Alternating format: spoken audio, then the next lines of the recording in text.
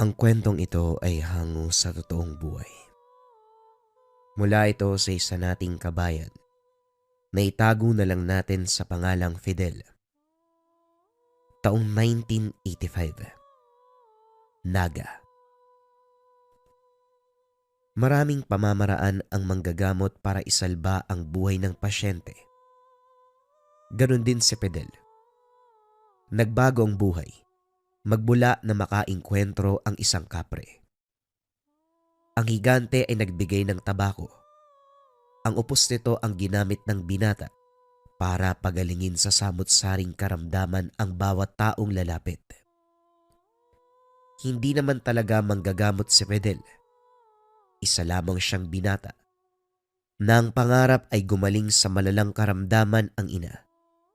Nagtungo sa iba't ibang lugar para maghanap ng manggagamot pero wala ni isang nagtagumpay sa pagtubos ng kalagayan.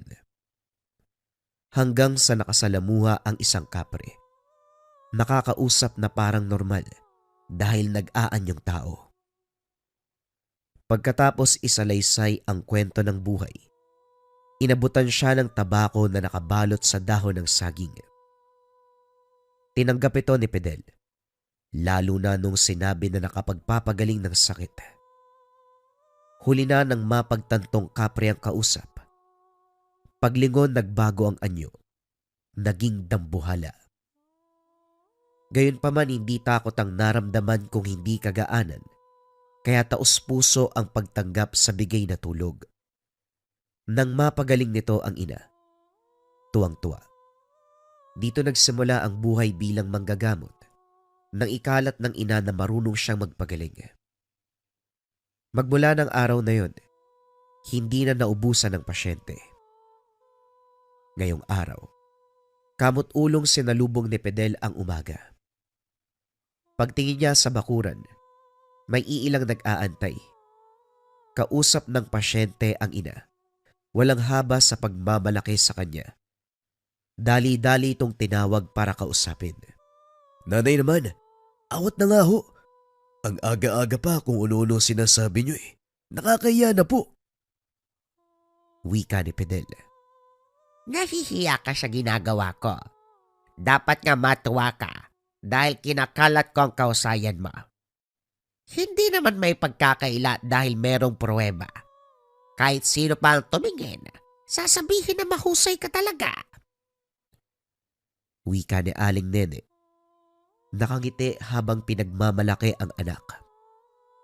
"Nanay, kasi parang pinipilit yung mga tao na maniwala.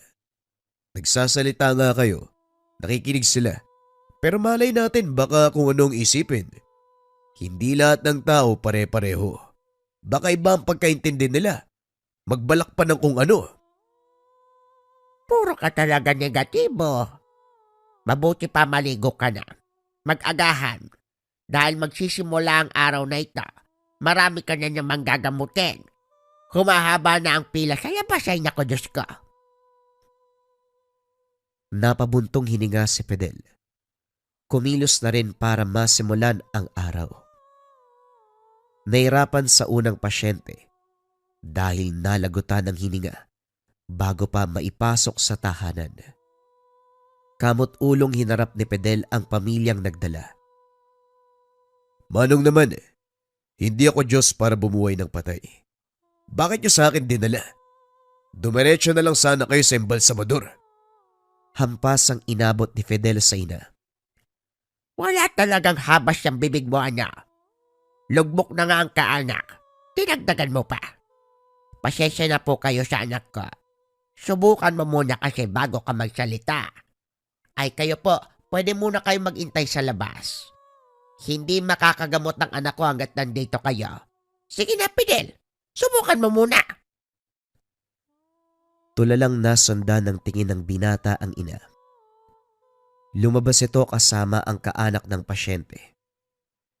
Maging siya ay nalugmok. Ilang saglit pang tumitig sa katawang karap. Maya-maya pa, nakarinig ng boses. Fidel, alam kong naninibago ka. Biruin mo. bubuhay ka ng patay. Pero wag kang mag-alala. Ilang minuto pa lang ang nakakalipas. Magmula nung lisanin ng kaluluwa niya ang katawan, may magagawa ka pa para buhayin yan. Pati ba naman ikaw? Hoy, paano ko bubuhayin yung patay?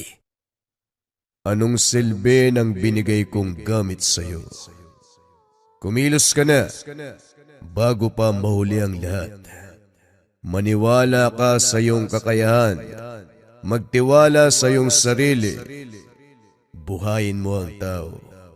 Gusto ko ang dala nilang alay. Kakaibang uri ng alak. Buhayin mo na ang pasyente. Mag-inuman tayo mamayang gabi.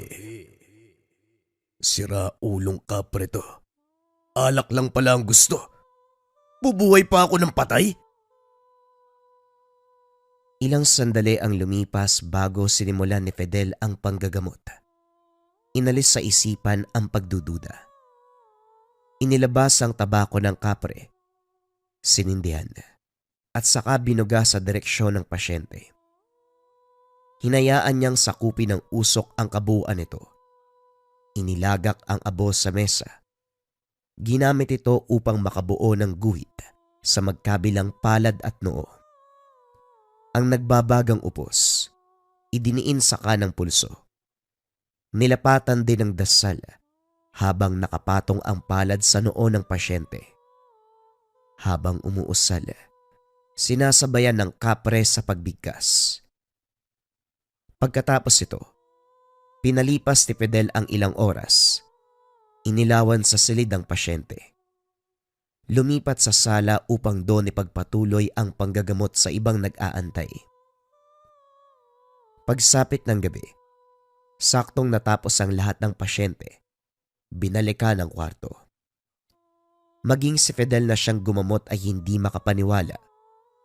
Nakaupo sa higaan ang kaninang walang buhay na lalaki. Ngayon mulat ang mga mata. Buhay na buhay. Sinuri muli ang kalagayan. Nakahinga nang umayos na ang lahat. Hoy, Tabachoy. Pangalawang buhay mo to. Huwag ka masyadong kumakain ng kung ano-ano para hindi ka nalalagay sa alanganin.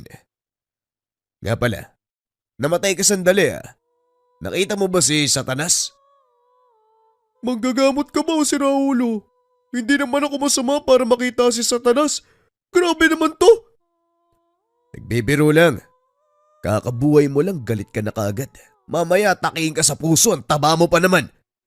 Sige na nga, bumangon ka na. Nasa labas ang kaanak mo, iyak ng iyak. Bilisan mo! Muli siyang nakatanggap ng papuri sa lahat ng tao. Baliwala lang ito dahil nasanay na. Pero ang ina ay sinabayan. Pumasok na lamang siya sa kwarto at inasikaso ang mga gamit. Ibinalik sa pagkakabalot ang tabako ng kapre. Nag-iisa lang ito at kahit ilang beses mang gamitin ay hindi nauubos. Itinago sa lagayan at hinayaang makapagpahinga. Nag-ayos na rin siya ng higaan para makatulog. Sa kalagitnaan ng gabi, nagising si Fidel nang marinig ang boses ng kapre. Paglabas, bumungad ang itsura nito na parang lasing sa kanto. Nakasandal sa puno, bumubuga ng usok. Nakasanayan na ito ng binata dahil magmula nung nakatagpo ang nilalang, ginigising siya ng 10 oras. Natutulog yung tao tapos ginugulo mo. Kung hindi ka inaantok, wag mo kong idamay. Ano ba? Dapat may mahalaga kang sasabihin ha? Binulabog mong pagpapahinga ko eh. Sa susunod na araw, may darating na pasyente. Huwag kang magpakampante. Banta siya sa buhay mo. Banta sa buhay ng ibang tao. Yung nanay mong bungangera, bantayang maigi. Malaki ang tsansa na siya ang unang mabiktima. Napatitig si Fidel sa higante. Walang bahid ng pagbibiro ang salita nito. Napahugot siya ng hininga pagkatapos ay tumango. Maraming salamat sa babala. Hilingin ko lang din sa araw na mangyari yan. Sabihan mo ko. Hindi ko may papangako, Fidel. Hindi sa lahat ng oras kasama mo ko. Nasa iyo ang pagsubok. Kinakailangan mong matyagan. Aralin ng bawat taong nakakasalamuha. Hindi lahat ng magaan ng pakikitungo ay mabuti. Marami dyan ay nagpapanggap lang. Muling napabuntong hininga si Fidel. Kapag ganito ang usapan, mangyayari at mangyayari. Kilala niya ang kapre. Ilang beses na rin siyang binigyan ng babala nito noon pa man. Dumaan ang mga araw na pasubsob sa panggagamot si Fidel. Katuwang si Aling Nene sa pag-aasikaso at pagtanggap ng mga pasyente. Dumarami ang lumapit dahil kasagsagan ng ubot-sipon. Diretso sa malalang sitwasyon kaya nagpasuri na sa kanya. Wala siyang tinanggihan. Lahat ng taong magpapatingin ay inatupag. Isang hapon, maagang natapos ang panggagamot. Lumuwas muna ng bayan si Fidel para makabili ng kailangan sa tahanan. Siya ang pumunta dahil ayaw pagbuhatin ng mabibigat na dalahin ang ina. Naiwan ito sa bahay para magbantay at maghanda ng hapunan. Sa kalagitnaan ng pagluluto, isang bata ang kumatok. May dala itong bayong na may lamang damit. Punit ang suot. Gusgusin ang paslit. Tinanong pero panay lang sa pagyuko. Sa awa, pinapasok at saka binihisa ng maayos. Pinakain na rin ng maluto ang hapunan. Tineng, saan ka ba nang galing? Pinabayaan ka ba ng mga magulang mo?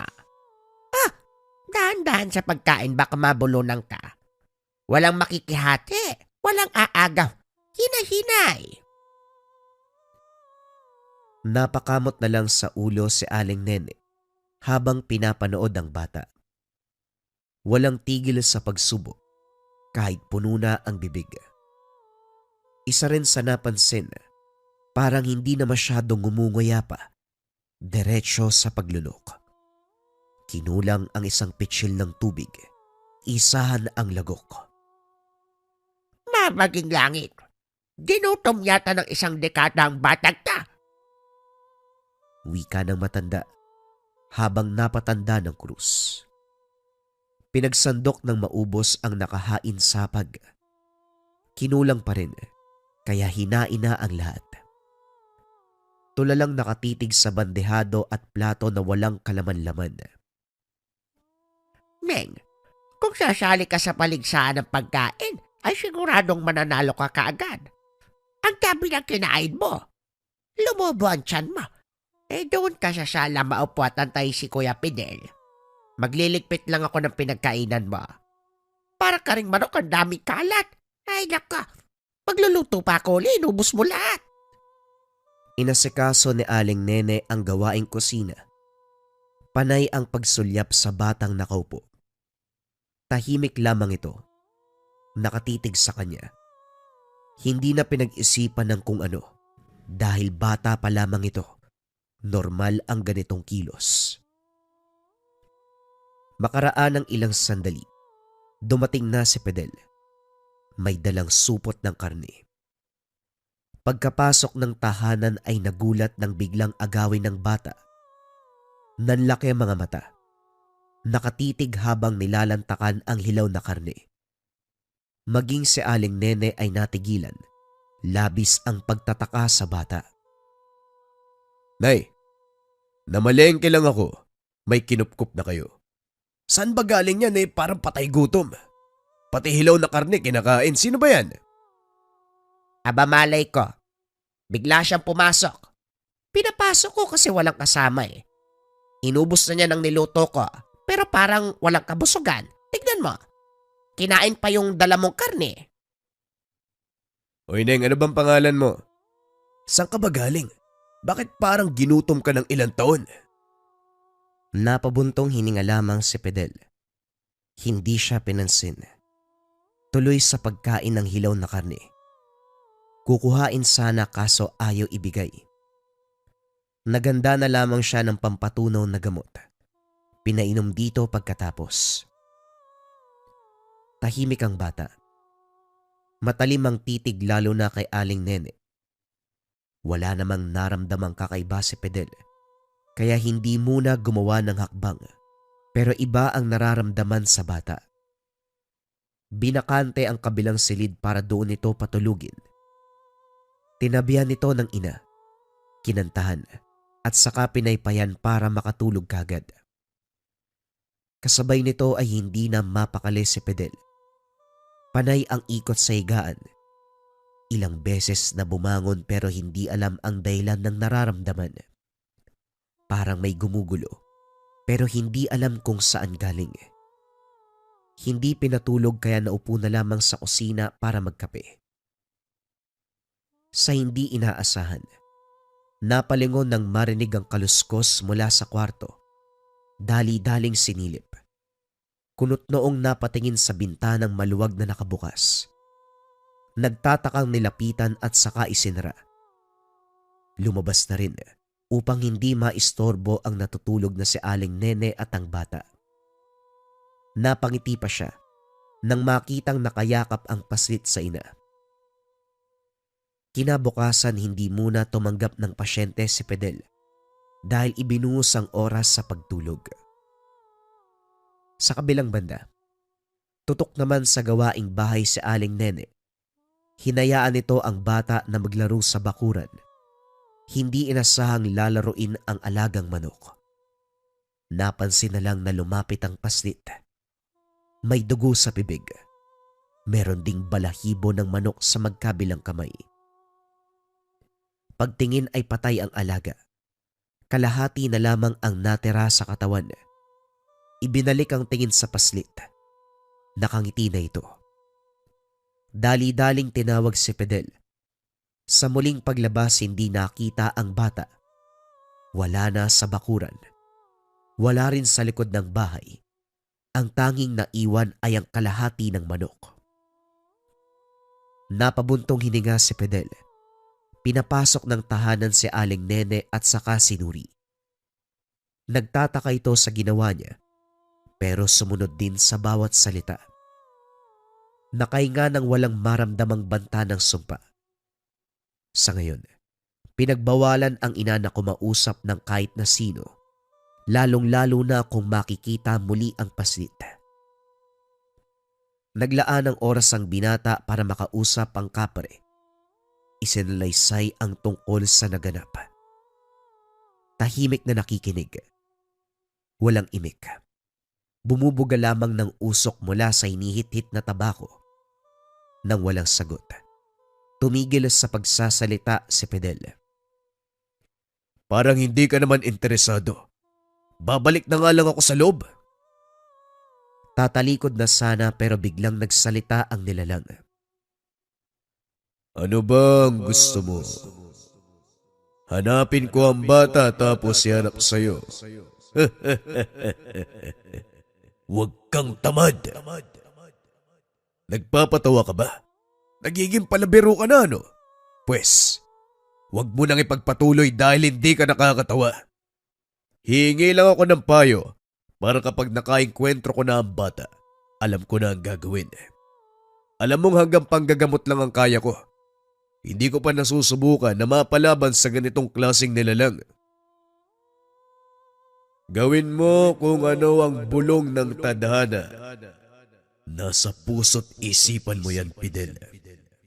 Hayaan mong kumilos ang sarili nang naayon sa sitwasyon. Huwag mo masyadong problemahin ang bagay na yan.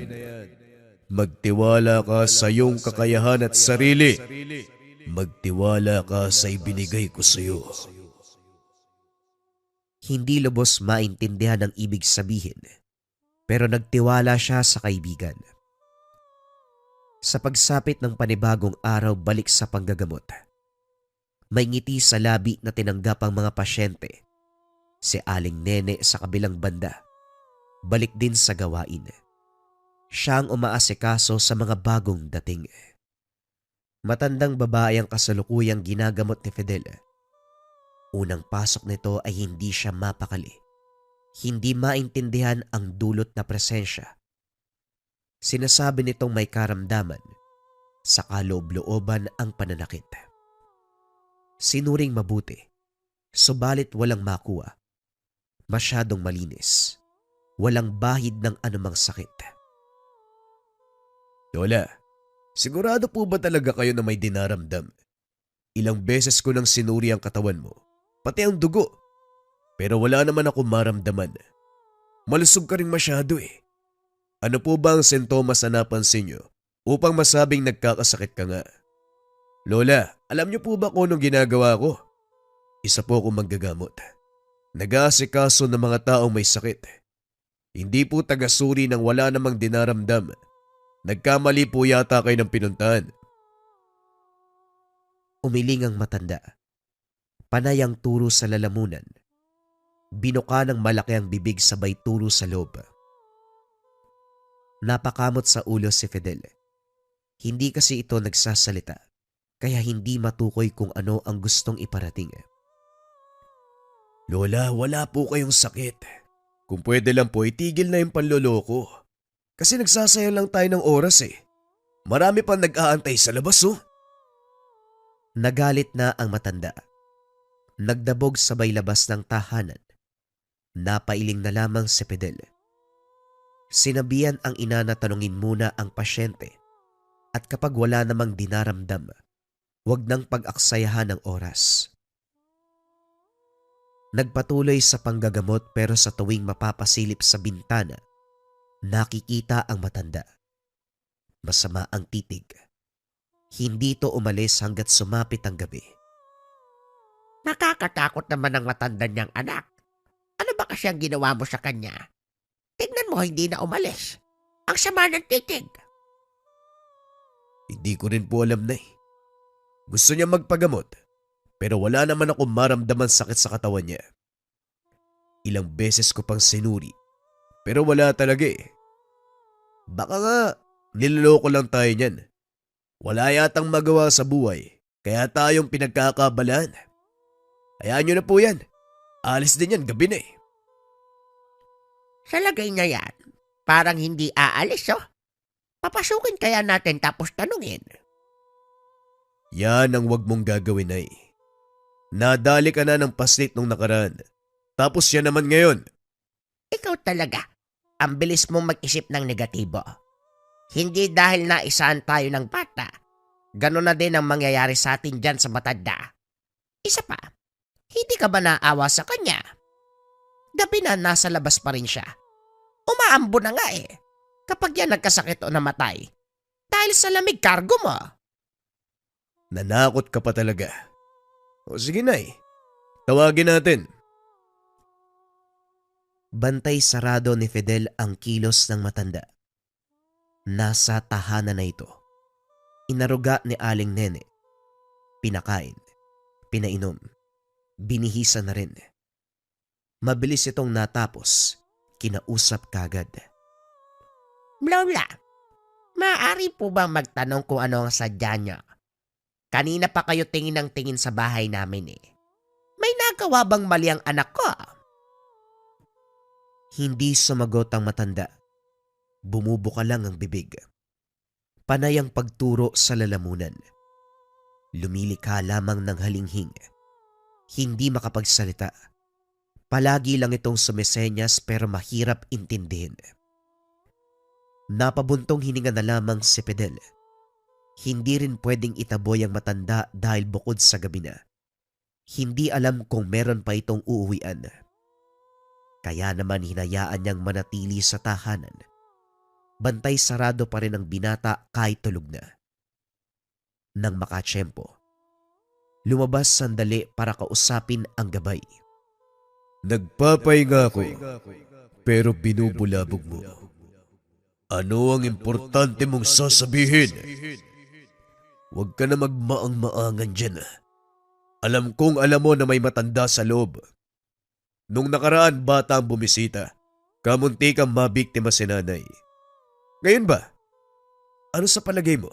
Anong meron sa matandang yun? Mapagkakatiwalaan ba? At saka, pwede bang ikaw magsabi ko ano ang kondisyon niya? Hindi namin maintindihan. Hindi makausap na maayos.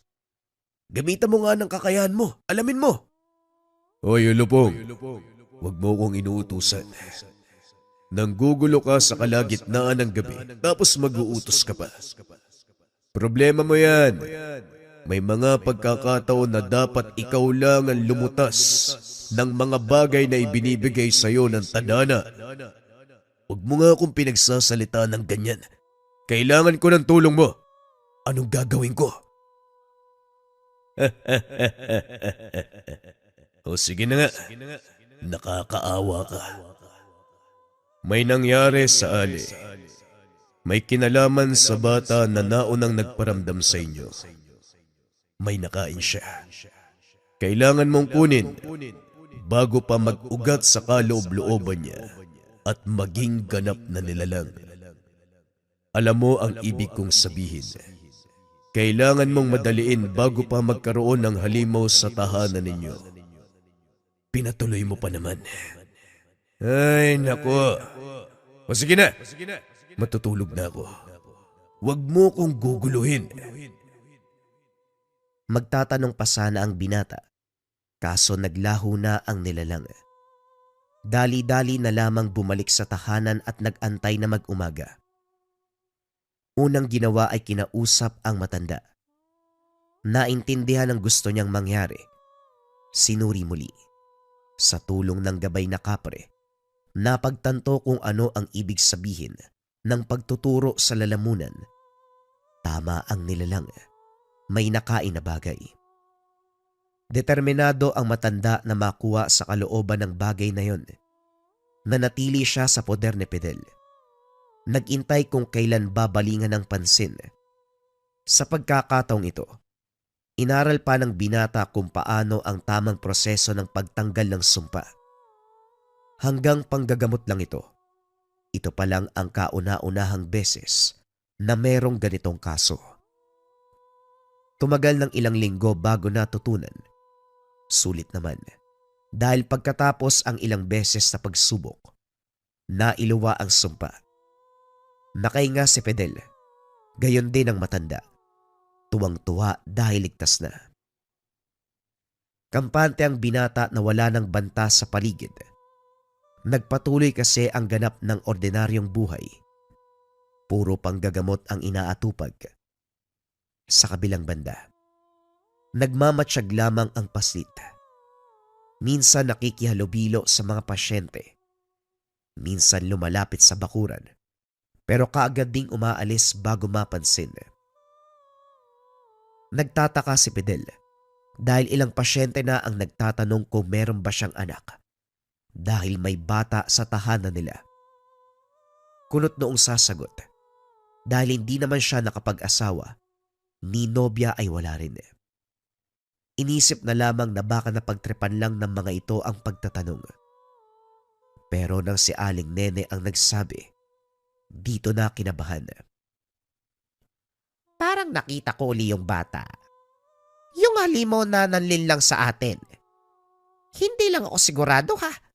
Parang siya yun eh. Ang hirap din kasing malaman dahil siksika ng mga tao. Tapos nakatalikod pa ang bata. Pero kahubog niya talaga. Kailan mo siya nakita, Nay? At saka, anong ginawa ng bata? May napansin ba kayo? Nakatalikod lang siya. Naglalakad palayo tapos biglang nawala. Ang sabi ng ilan sa pasyente, may batang umaaligid dito. Nakausap pa nga raw nila eh. Sa tingin mo, posible kayang bumalik yung bata tapos pinaglalaroan tayo? Natahimik si Fidel. Napahugot ng hininga. Maging siya ay hindi alam kung ano ang isasagot. Nagpaalam siya sa ina. Lumabas para sana kausapin ng kapre, kaso hindi ito lumitaw. Ibinuhos na lamang ang oras sa paglilibot sa lugar. Palakad-lakad habang nag-iisip. Hindi siya makapaniwala na may nakapasok sa tahanan. Wala siyang naramdamang bigat o banta ng presensya ng paslit. Ito pa lang din ang unang kaso ng ganito, kaya hindi gaanong napapansin ang maliliit na senyales. Habang patuloy sa paglalakad, biglang napahinto nang makita ang bata. Takip silim na, pero may kaunti pang liwanag. Kitang-kita ang pagmumukha nito na galit na galit. Naging malinaw kay Fidel ang katauhan nito nang unti-unting nagbago ang anyo. Humaba ang mga kuko. Naging pula ang mga mata. Itim ang katawan. Hubot-hubad. Tumambad ang tunay na anyo bilang aswang. Ngayon lang din nanuot ang samyo. Hindi maiwasang mapatakip ng ilong. Siguro mataas na orasyon ang ginamit mo para hindi ka mapansin kagad. Hanga ako sa'yo ha. Bata ka pa pero ang dami mo nang alam. Siguraduhin mo lang na kapag susugod ka, kaya mong tapatan ang gagamitin ko sa'yo. Kalmadong inilabas si Fidel ang tabako, sinindihan at saka hinithit. Sa sandaling umatake ang aswang, ibinuga sa direksyon nito ang usok. Nakita ng binata kung paanong napaiwas ang nilalang. Napangiwi matapos matamaan sa balat. Usok lang, pero nagtamo ng paso sa balikat. Muli itong sumugod. Ganon pa rin ang ginawa ni Fidel. Sa pagkakataong ito lalong nagalit dahil napuruhan sa binti. Sinalubong ito ng tingin habang umaangil. Mabuti pang bumalik ka sa anyong tao para magkaintindihan tayo. Hindi ko inaral ang pag-angil kaya wala ko nauunawaan. Muling sumugod ang aswang. Pasimpleng inalaga ni Fidel. Hinayaan itong umatake hanggang sa nagkusa sa pagtigil. Hingal na tumabi.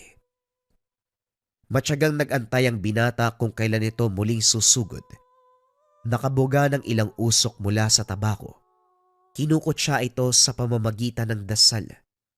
Nang masagad ang galit, umatake na naman. Sa pagkakataong ito, tinapos na ni Fidel ang paglalaro. Tinutuo ang paglaban sa batang halimaw. Nagulat din ito sa lakas niya, lalo na nang mabugahan ng usok. Kagad ng hina, hirap na rin kumilos. Sa muling paglapat ng usok sa katawan, tuluyang napaluhod sa lupa.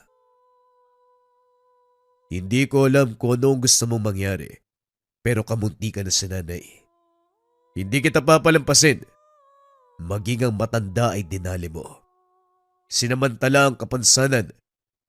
Malaki ang awa ko sa mga bata, pero kung isang aswang, hindi dapat patawarin. At alam ko rin na nagtatago ka lang sa anyong bata, kaya kailangan mo nang mamatay. Lumapit si Fidel sa kinalalagyan ng halimaw. Nilagak ang abo ng tabako sa ulo. Binugahan ng usok sa muka. Sa pamamagitan nito nagwala ang nilalang. Sinabunutan at sinaktan ng sarili. Kinikiskis ang balat dahil parang nalalapnos. Unti-unting lumabas ang totoong anyo. Isang matandang lalaki. Ubod ng payat. Halos balat buto na lamang. Panay ang buntong hininga habang pinapanood ang nagliliyab na nilalang. Umaalingaw-ngaw ang ingay nito sa buong dako, pero tanging si Fidel lamang ang nakakarinig. Nilapatan ng orasyon ng paligid para hindi mapansin ng iba ang nangyayari. Sa kalagitnaan, lumitaw ang kapre. Kagaya ng sinabi ko sa iyo, kusang dadating ang mga dapat mong gawin. Magtiwala sa sarili, magtiwala sa gamit. Kung para sa kabutihan ng pakay, kusa itong mangyayari. Oo na, ang dami mo pang sinasabing lasinggero ka. Pero maraming salamat sa iyo. Alam kong palagi kang nakaantabay, kaya nagkaroon din ako ng lakas ng loob na harapin ang pagsubok.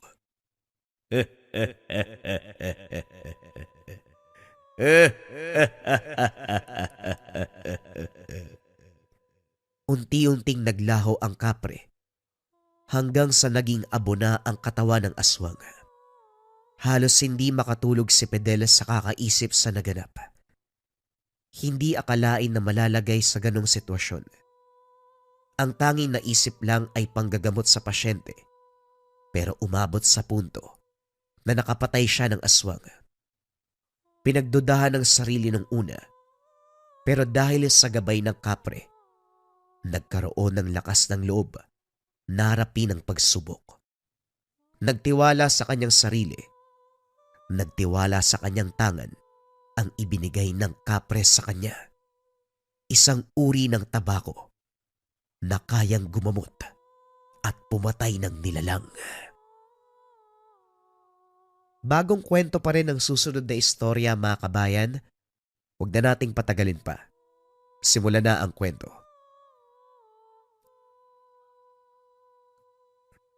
Ang kwentong ito ay hango sa totoong buhay. Mula ito sa isa nating kabayan na itago na lang natin sa pangalang Andeng. Walang eksaktong taon. Probinsya ng Quezon.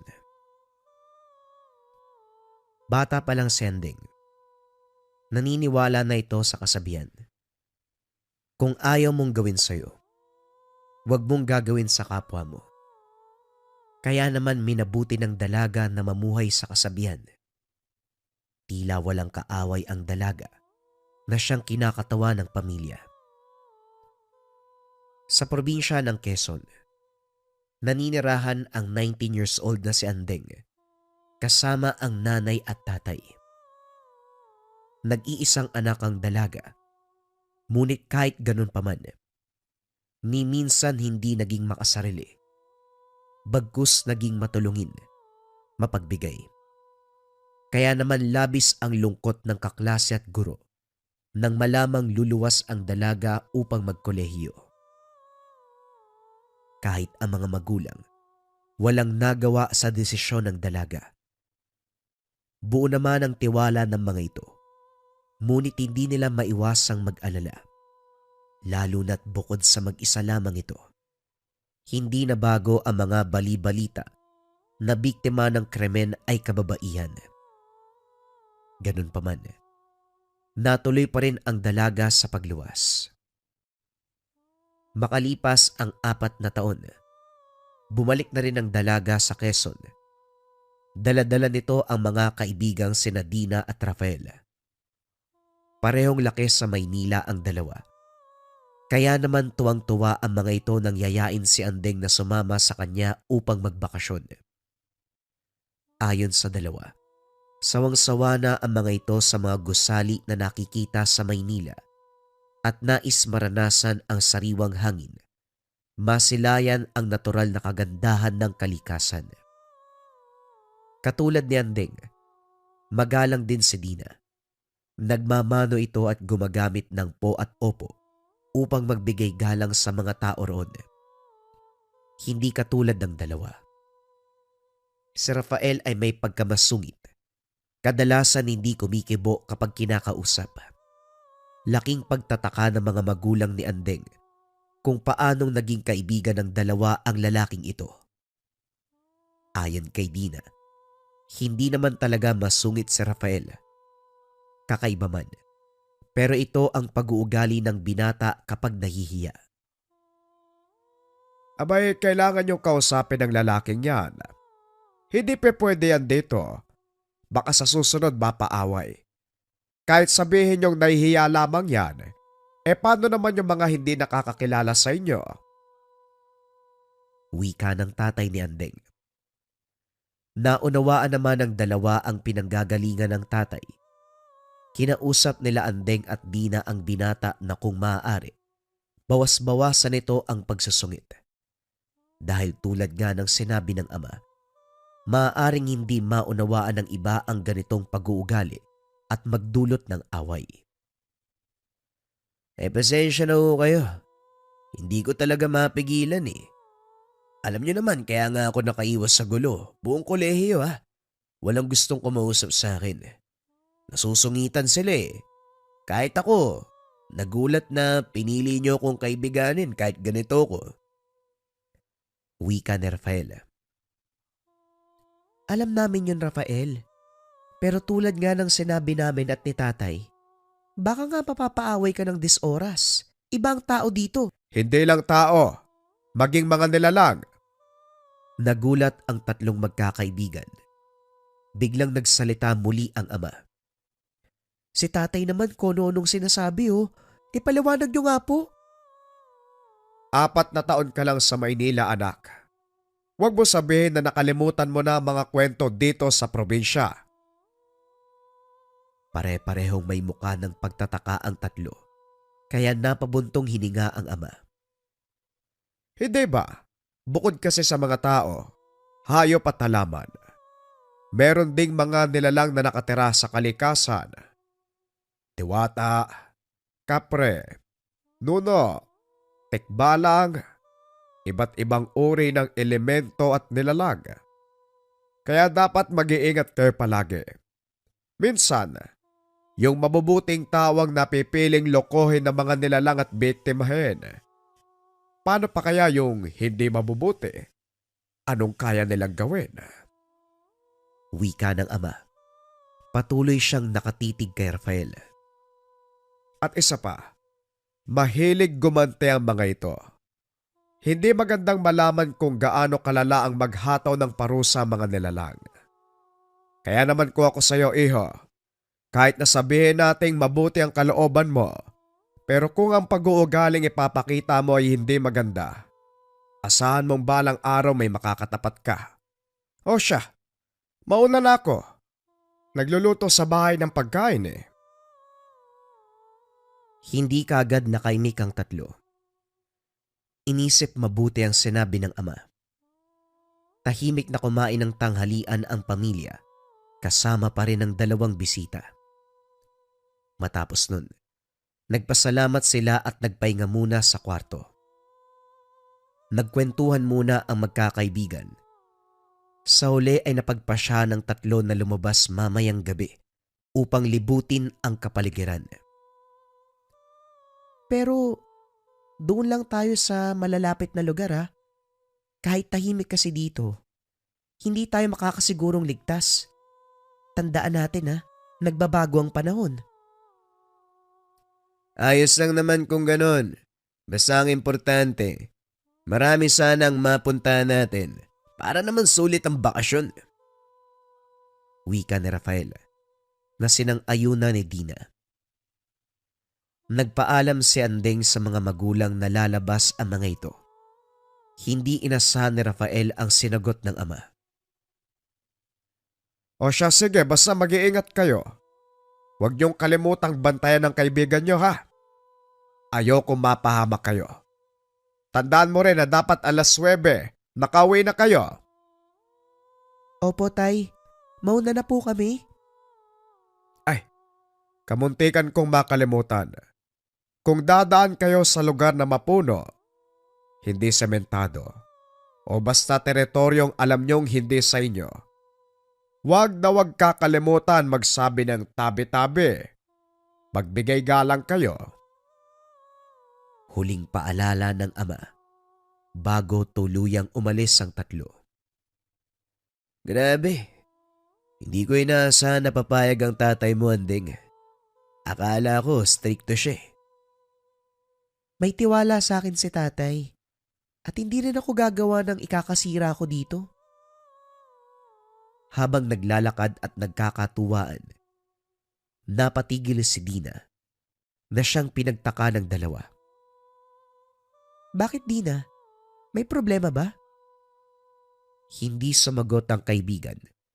Nakatitig lamang ito sa isang napakalaking puno ng balete. Parang nakakatakot yan.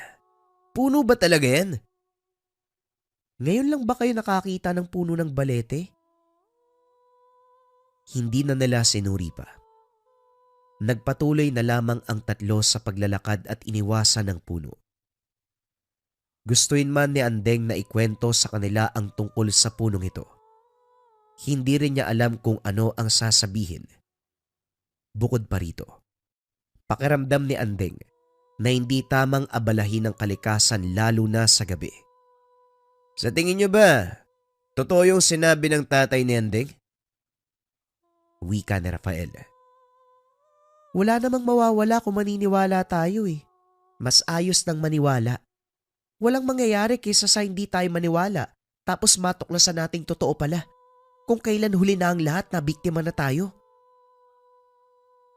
Bagamat tumahimik, sumang-ayon naman ang dalawa. Kalaunan nalibot na nila ang kapaligiran. Parang pareho lang ang mga nakita natin ah. Puro puno at halaman. Wala bang mga ilog o sapa? Bukas natin yung lilibutin, Rafael. Delikadong puntahan ng mga ganyan lalo na sa gabi. Madilim na oh. Baka hindi natin mamamalayan eh. Nahulog na pala tayo. Wika ni Andeng. Hindi ba kabisado mo na ang lugar na to? Oo, kaya nga sinasabi ko sa inyo, ipagpabukas na natin ang iba kung kailan maliwanag at mas ligtas.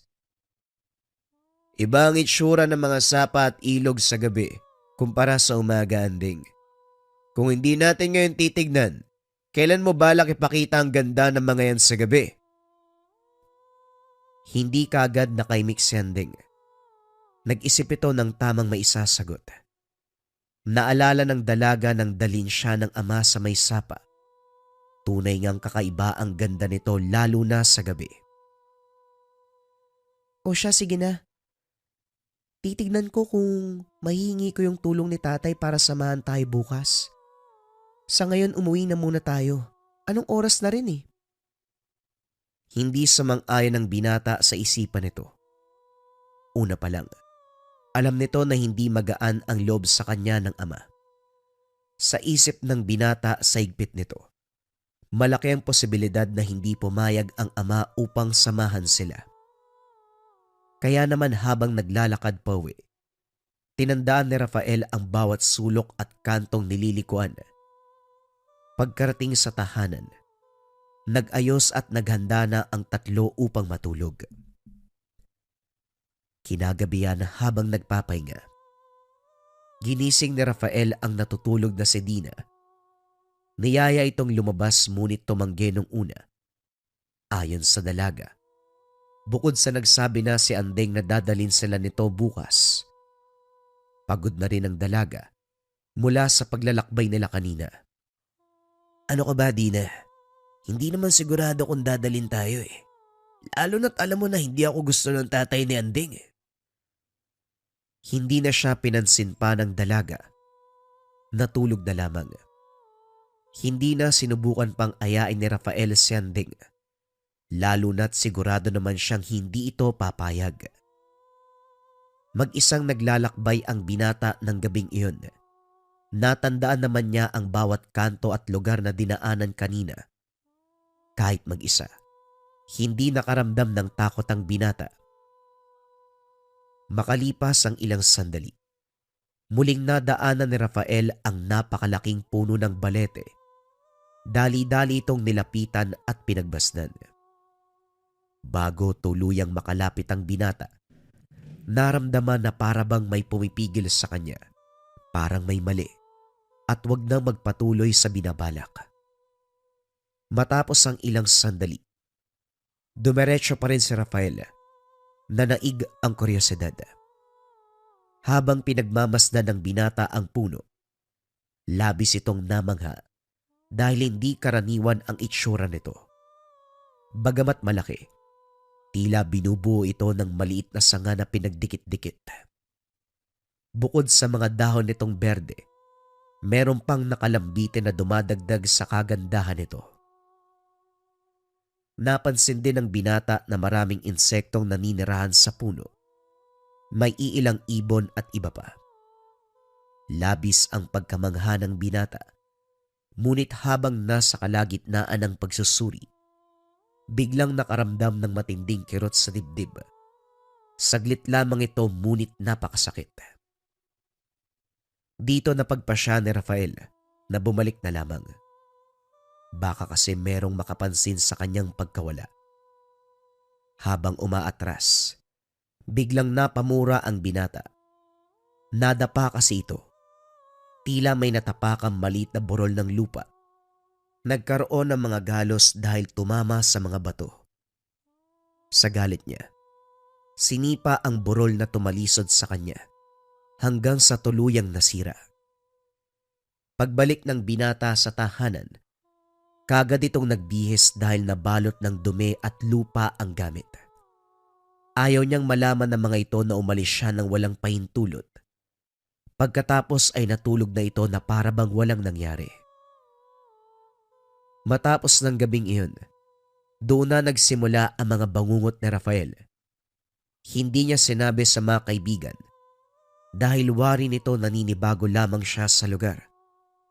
Tulad ng inaasahan ni Rafael, hindi nga pumayag ang ama ni Andeng sa gusto ng magkaibigan na ipakita sa kanila ang sapa sa gabi. Bagamat dismayado, mas nag-alala ang binata dahil ilang araw na ang lumipas. Patuloy pa rin ang mga bangungot. Nagigising ang binata sa sarili nitong pawis. Tuyong-tuyo ang lalamunan. Naghihikahos sa hangin. Halos umabot na sa punto na ayaw niya nang matulog pa. Ilang beses nang naranasang hindi makaalis sa mga panaginip. Bagamat iilang oras pa lamang ang dumadaan sa mga bangungot ng binata, tila ilang linggo na ang nakalipas. Nararamdaman niya ang mga sugat at galos sa balat kahit wala itong nakikita. Bagamat walang senyales sa labas, damang-dama ng binata ang sakit sa loob. Kahit na labis ang paghihirap na kanyang nararanasan, nananatiling tahimik pa rin si Rafael dahil ayaw niyang malaman ng kahit sino ang kanyang ginawa. Ngunit kahit anong pagtatago ng binata, makikita at makikita pa rin sa pisikal nito ang nangyayari sa kanyang mental na kalusugan. Natapos na ang isang linggong pagbabakasyon ng mga kaibigan. Nagpaalam na sila kila Andeng at lumuwas na ang mga ito. Pagkarating ng Maynila, napansin din na labis ang pagpayat ni Rafael. Ngunit kahit anong tanong ng dalaga, hindi ito nagsasalita. Lumipas pa ang ilang mga araw, mas malalim na ang mga itim sa mata ni Rafael. Mas nangangayayat ito at tila nawalan ng buhay ang mga mata. Kaagad kinausap ni Andeng ang kanyang ama upang sabihin ang nangyayari sa kaibigan. Nangingi siya ng payo sa ama.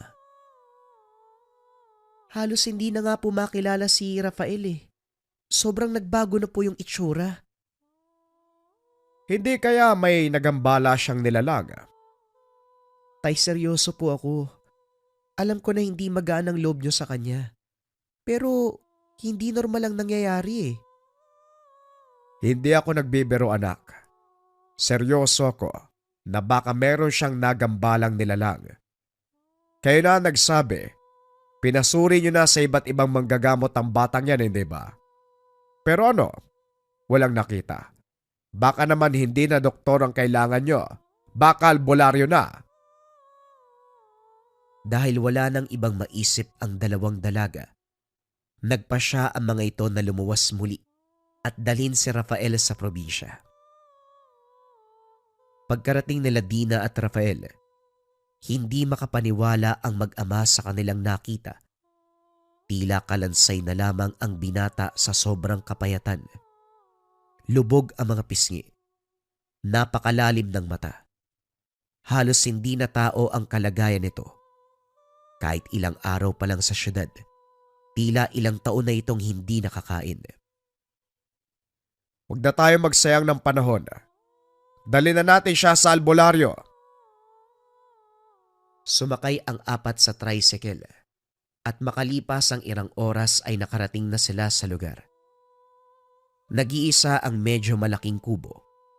Nababalot ito ng mga ligaw na halaman at iba't ibang uri ng puno at bulaklak. Tila paraiso ang itsura sa paligid sa ganda ng kalikasang bumabalot dito. Aling Narda, nandiyan po ba kayo? Tao po! Isang binatilyo ang sumalubong sa kanila. Hindi to umimik. Tinignan lamang. Nanlaki ang kanyang mga mata nang makita si Rafael. Pasensya na po kayo sa abala. Pero nandyan ba si Aling Narda? Manghingi lang po sana kami ng tulong. Hindi pa rin nagsasalita ang binatilyo. Binuksan lamang nito ang pintuan. Itinuro ang direksyon kung saan sila pupunta. Nagpasalamat ang ama sa binatilyo at pumasok silang lahat sa loob. Napakalaki ng bahay. Kahit kubo lamang, mukhang gawa sa matitibay na kahoy. Napakaluwag ng tahanan. Bagamat simple lang, makikitang alagang-alaga ito. Lumabas ang isang matanda mula sa silid. Bagamat kulubot ang balat, itim at mahaba ang buhok. Kahit nasa edad na 80, aakalain mong nasa 40 lamang. Hindi na nagpaliwanag pa ang ama. Isang tingin lamang ni Aling Narda kay Rafael. Alam na kagad ng matanda kung ano ang nangyari. Yan ang napapala ng hindi nakikinig. Sinabihan ka na at binigyan ng babala ng mag-ama. Pero napakatigas ng ulo mo. O siya, iupo siya dyan sa upuang yan. Magsimula na tayo. Ano pong ibig yung sabihin, Aling Narda? Ano po ba nangyari kay Rafael? Abay, matigas ba naman ang ulo? Ginambala niya ang mga duwendeng naninirahan sa may puno ng balete malapit sa inyo. Nandito sila kasama ng binatang yan, pero hindi nyo lang nakikita. Gumaganti ang mga ito at hindi nila lulubayan ang binatang yan hanggat hindi na ibabalik ang kanilang tahanan. Sabi ko na nga ba, madidisgrasya talaga ang binatang yan ay nako. Aling Narda, ano po bang dapat naming gawin upang mahingi ng tawad at maibalik na ang lahat sa dati? Kinausap ng matanda ang mga gumagambala kay Rafael. Makalipas ang ilang oras, nagkasundo na ang mga ito. Hindi naman masama ang mga nilalang na gumawa nito sa inyong kaibigan. Sadyang pinerwisyo at sinira lamang ng binatang ito ang kanilang tirahan. Mabuti nga't mababait pa ang mga ito. Handa nilang patawarin ang kaibigan nyo kung susundin ang kanilang mga kondisyon. Ano po ba ang mga yon, Aling Narda? Una, kailangan yung bumalik kung saan dating nakatayo ang bahay nila. Mangingi ng seryosong kapatawaran at mangakong hindi na ito ulitin pa. Ikalawa, kailangan yung bumuo ng panibagong tirahan para sa kanila. Kada linggo mag-alay kayo. Iba't ibang uri ng pagkain, lalo na matatamis. Panghuli, huwag nang uulitin ang ginawa ng kaibigan nyo. Dahil sa susunod, hindi na sila magiging mapagpatawad. Buhay kaagad ang kanilang kukunin. Tinanggap naman nila ang mga kondisyon. Nagpasalamat ang mga ito at sa tulong ni Aling Narda, bumalik na sa tahanan. Bago magtungo sa may puno ng balete, nagdala ng mga prutas at asin ang ama ni Andeng. Pagkarating sa lugar, naroon pa rin ang nakakalat na lupa na pinapaligiran ng mga langgam. Tabi-tabi po, makikiraan lang po. Naalala ng binata na bukod sa ginambala niya ang lugar, hindi siya nagbigay galang sa lugar. Kahit simpleng tabi-tabi, hindi niya ginawa. Napaluhod na lamang sa pangingi ng tawad ang binata, kahit hinang-hina. Pilit itong nagsasalita, nangangakong hindi na uulitin pa. Binuo nila ang lupa, pinalibutan ito ng magagandang bato. Inalay pa rin ang mga prutas at asin na dala. Muling nangingi ng kapatawaran. Makalipas ang ilang oras ay umuwi na ang mga ito. Nangakong babalik kinabukasan upang magdala uli ng mga alay. Kahit papano, nabawasan naman ang sakit na nararamdaman ng binata. Pero sa kasamaang palad, hindi tuluyang nawala. Tulad ng pangako, bumalik muli ang grupo dala-dala ang alay. Nakita nilang wala na ang mga nilagay kahapon. Senyales na tinanggap nila ito. Nagdagdag pa ng asukal si Rafael bilang alay at muling lumuhod at nangingi ng tawad. Nagpatuloy ang ritual ni Rafael sa loob ng 1 linggo. Ngunit kahit anong ibigay at paghingi ng tawad, hindi pa rin tuluyang pinatahimik ng mga nilalang ang binata. Naiyak na lamang ito dahil hindi na alam kung ano pa ang gagawin. Sinunod naman niya ang lahat ng payo ng manggagamot, ngunit nandito pa rin sila at ginagambala ang binata. Isang araw, hindi na nila nakita si Rafael. Labis ang pag-aalala ng tatlo. Una nilang pinuntahan ang puno ng balete, ngunit wala ang binata doon. Kung saan-saan sila nagpunta at nagtanong kung kani-kanino, ngunit sa kasamaang palad ay hindi pa rin nila nakita ang kaibigan.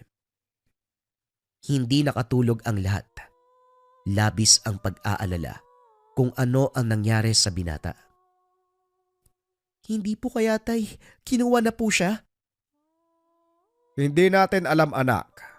Ang kaya lang nating gawin sa ngayon ay magdasal at manalangin. Magtiwalang babalik din ang lahat sa dati. Kahit maraming iniisip, kalaunan ay dinalaw sila ng antok. Nagising na lamang si Anding. Laking tuwa nang makita nila si Rafael. Nakangiti ito. Malaman na muli ang pangangatawan. Bumalik sa dating masigla at malusog na kalagayan. Niyakap ng dalawang magkaibigan ang binata. Maraming salamat sa lahat ng tulong niyo.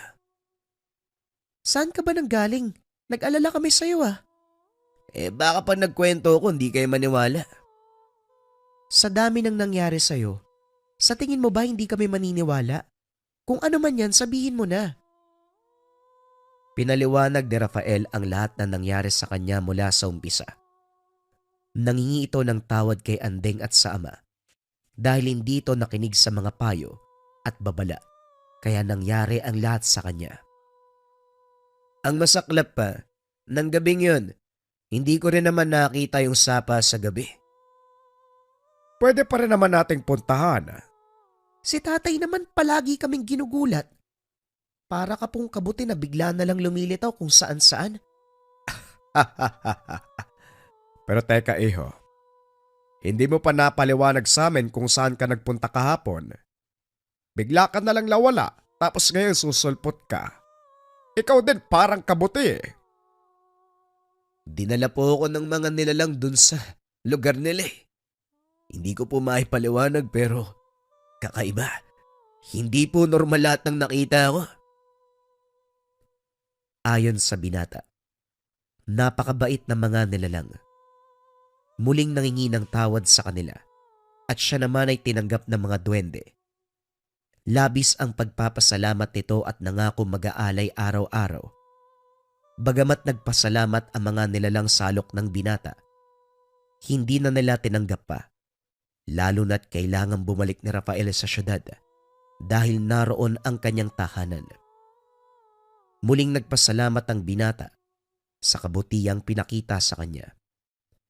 Nangakong hindi na muling gagambalain at palaging magbibigay galang sa mga tao, hayop, at higit sa lahat sa kalikasan. Bago pa tuluyang pinaalis ng mga duwende si Rafael, dinala muna ang binata sa sapa. Tunay ngang kakaiba ang ganda nito sa gabi.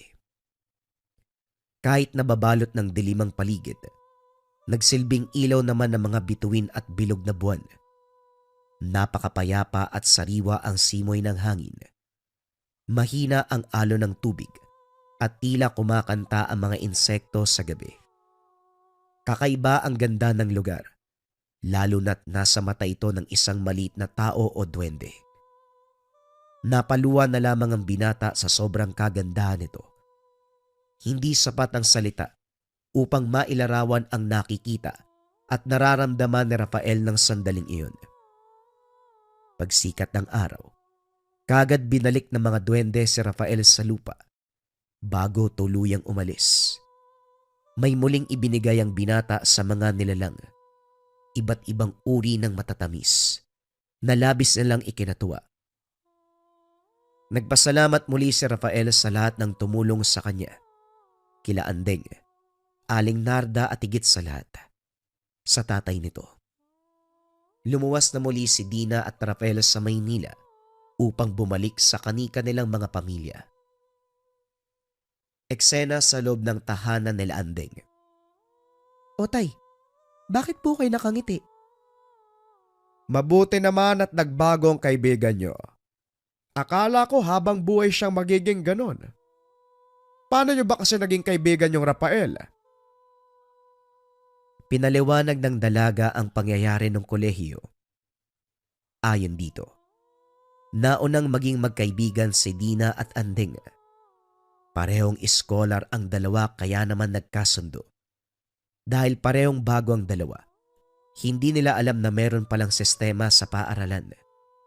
Dahil sa angking galing, nalamangan nila Dina at Andeng ang mga dating nag-aaral. Dito ay nagalit sila. Isang gabi pinagtulungan sila ng ilang mga estudyante. Hindi natuwa ang mga ito dahil bago lang sila. Nalamangan ng probinsyana. Nang akmang gugulpin sana, dumating si Rafael nang marinig ang komosyon. Tinulungan sila. Mula noon ay naging matalik na magkaibigan ng tatlo. Bagamat paminsan-minsan ginagambala pa rin ng ilang estudyante, kalaunan nagsawa ang mga ito dahil naroon si Rafael upang ipagtanggol sila. Kahit na masungit, matigas ang ulo ng binata minsan, hindi may kakila ni Andeng na mabuting tao ang binata. Kaya pala hindi nyo magawang iwanan ng lalaking yon. Kahit sobra-sobra na ang pahirap niya. Akala ko pa naman, pareho kayong may gusto sa batang yon. Umamig ka ga. May gusto ka doon ano? Si tatay talaga, wala pa sa isip ko yung ganyang bagay. Sigurado ko kung sino yung para sa akin, ibibigay yun sa tamang panahon. Pero tayo huwag ka maingay ha. Si Dina, may gusto dun eh. Mabuti kung ganon. Pero total nasa wastong edad ka na. Hindi naman kita pinagbabawalan. Ang hiling ko lang mamili ka ng mabuti at yung hindi ka hahayaang maghirap. Syempre, huwag mong kalimutang ipakalala sa amin ang nanay mo. Napuno ng halakhakan ang tawanan. Habang buhay, hindi nakalimutan ni Andeng ang sitwasyon. May tuturing man na nagambala ang kaibigang si Rafael. Pero ito ang nagtulak sa kanya upang magbago ang pag-uugali. Naging positibo. Naging palakaibigan. Isang patunay na hindi lahat ng sumpa ay masama ang ihahatid sa atin. Depende na lamang kung paano ito tatanggapin. Ito ang istorya ng sumpa ng duwende na naging biyaya sa isang binata.